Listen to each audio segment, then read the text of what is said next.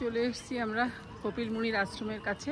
তবে এখন যদিও বন্ধ আছে, পরে খুললে আবার এখন একটু সমুদ্রের দিকটা ঘুরে আসবো, তারপর খুললে আবার এদিকে চলে আসবো। মাঠে বাঁশ ভর্তি, এখন থেকে প্রস্তুতি নেওয়া হচ্ছে মেলার জন্য। এই চত্বরটা পুরো মেলায় ভর্তি হয়ে যায়। এখন যদিও সমুদ্রের কাজ চলছে বলে এই পাশের ঘাটটা বন্ধ, 5 নম্বরের ঘাটের ওই দিকটা খুলে দেওয়া হবে গঙ্গাসাগর মেলার সময়। এই সাইডের ঘাট কিন্তু বন্ধ আছে, পুরো বাঁশ ভর্তি। এবং ওই দিকটায় কিন্তু আমার ডান দিকে কিন্তু সমস্ত ছাউনি দেওয়া ঘর তৈরি করা হয়ে গেছে। এই দিকটা এখনও তৈরি হয়নি, হবে। ওইদিকে পুরো ঘর তৈরি হয়ে গেছে। আপনি চাইলে টোটো করেও কিন্তু সমুদ্রের ঘাটে যেতে পারেন, যদিও আমরা মাঠের মধ্য থেকে হেঁটে চলে গিয়েছিলাম।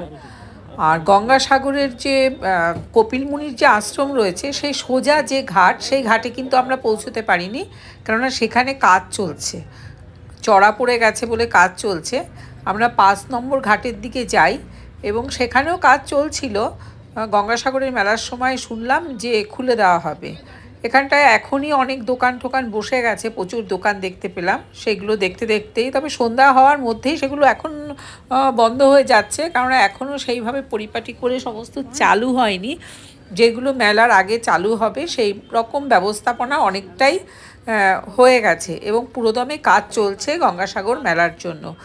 আমরা এখান থেকে আস্তে আস্তে হেঁটে হেঁটে কিন্তু সমুদ্রের পাড়ে যাই। একটু কাদা ছিল সমুদ্রের পাড়ে, তবু পৌঁছে যাই আমরা সেই ঘাটে। সন্ধ্যাবেলা পৌঁছেছিলাম, যে দেখলাম কিন্তু সেখানে তখনও লোক স্নান করছে, স্নান করে পুজোর ব্যবস্থা করছে। অনেকে ভেজা কাপড়ে পুজো দিতে যাচ্ছেন, অনেকে আবার ওখানটায় স্নান করে চেঞ্জ করছে। সেই চেঞ্জ করার জন্য কিন্তু খুব সুন্দর ওখানে ব্যবস্থাপনা আছে। একটু বাদেই দেখতে পাবেন কেমন ব্যবস্থাপনা আছে চেঞ্জের জন্য। রাস্তার দুপাশেই কিন্তু সারি সারি দোকান, চায়ের দোকান, ছোটোখাটো খাবারের দোকান, ডাবের দোকান। তার মধ্যে এরকম সাধুরা তো বসেই আছে, তাদের হাতে যদি কিছু দান এসে পৌঁছয় তারা চিৎকার করে যাচ্ছেন। কেউ জলের ড্রাম কিনছে গঙ্গাসাগরের জলটাকে ক্যারি করার জন্য।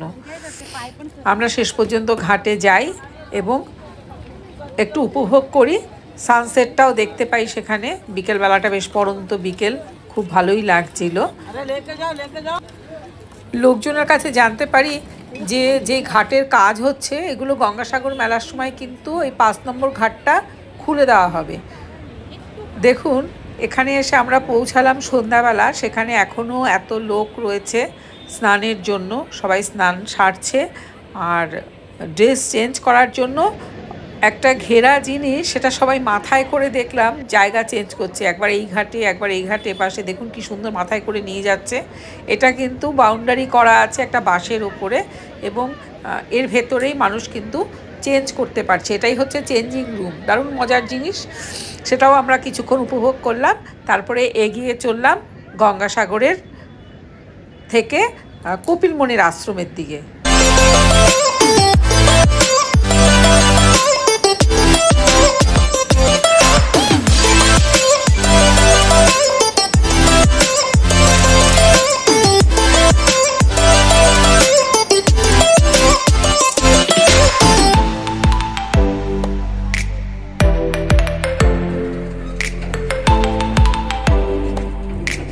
এবার আমরা পৌঁছে গেলাম কপিল মুনির আশ্রমের কাছে। এখানটা বেশ সুন্দর সাজানো। এখন মন্দিরে ঢুকতে ঢুকতে সন্ধ্যা হয়ে গেল। এবার দেখুন মন্দির। যদি আমার এই চ্যানেলটি আপনাদের ভালো লাগে তবে অবশ্যই আপনারা একটু সাবস্ক্রাইব করে দেবেন এবং যদি মনে হয় একটু লাইক করে ও শেয়ার করে দেবেন।